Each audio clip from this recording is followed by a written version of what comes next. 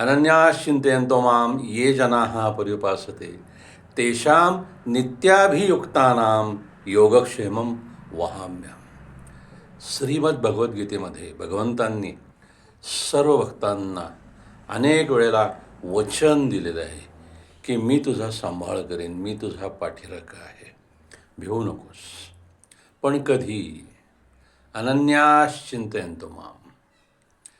तुझं चित्त जेव्हा दुसरीकडं कुठं वळलेलं नसेल, माझ्या चरणी स्थिर असेल, तुझं मन, तुझी बुद्धी, तुझे विचार, तुझं अंतःकरण, तुझं चित्त हे सर्व माझ्या चरणी स्थिर असेल आणि हे सर्व व्यापणारा मी जो आहे तो ज्या वेळेला मी भगवंताच्या चरणी विलीन करू त्यावेळेला मी भगवंताचे होऊन जातो. अन्य आमच्या मनामध्ये बुद्धीमध्ये काहीही येऊ शकत नाही, कारण मी हा शिल्लकच राहिलेला नसतो.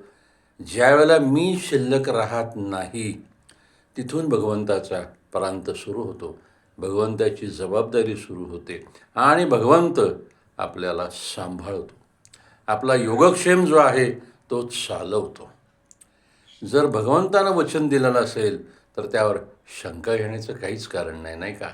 मग आपण काय करायला पाहिजे? आपण सर्वव्यापी मी जो आहे तो सोडून त्याच्या चरणी विलीन झाला